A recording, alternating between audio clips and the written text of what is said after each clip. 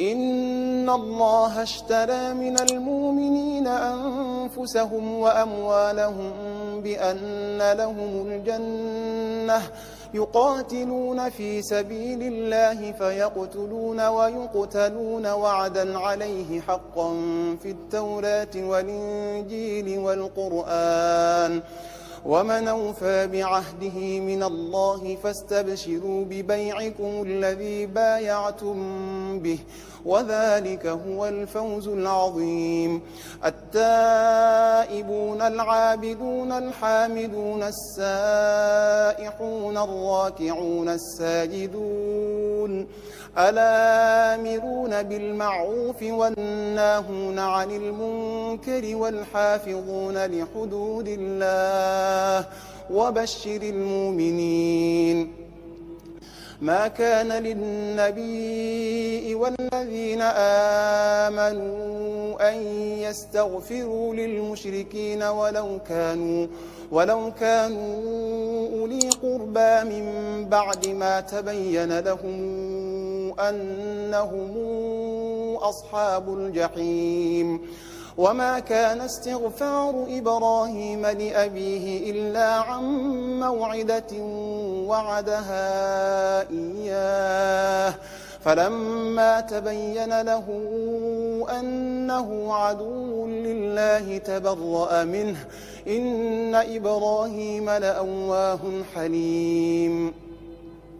وما كان الله ليضل قوما بعد إذ هداهم حتى يبين لهم ما يتقون إن الله بكل شيء عليم. إن الله له ملك السماوات والأرض يحيي ويميت وما لكم من دون الله من ولي ولا نصير. لقد تاب الله على النبي والمهاجرين والأنصار الذين اتبعوه في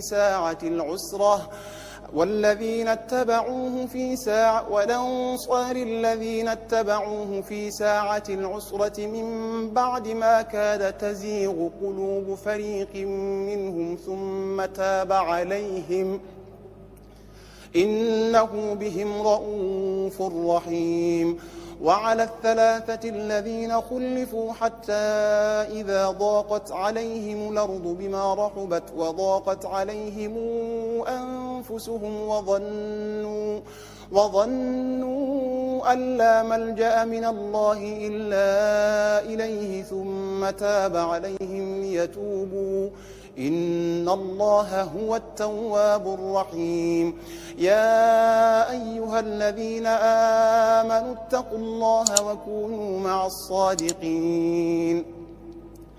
ما كان لأهل المدينة ومن حولهم من الأعراب أن يتخلفوا عن رسول الله ولا يرغبوا بأنفسهم عن نفسه ذلك بأنهم لا يصيبهم ظمأ ولا نصب ولا مخمصة في سبيل الله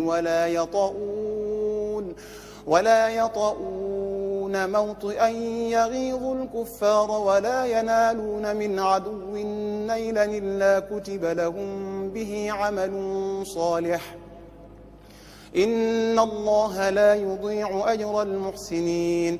ولا ينفقون نفقة صغيرة ولا كبيرة ولا يقطعون واديا إلا كتب لهم ليجزيهم الله أحسن ما كانوا يعملون.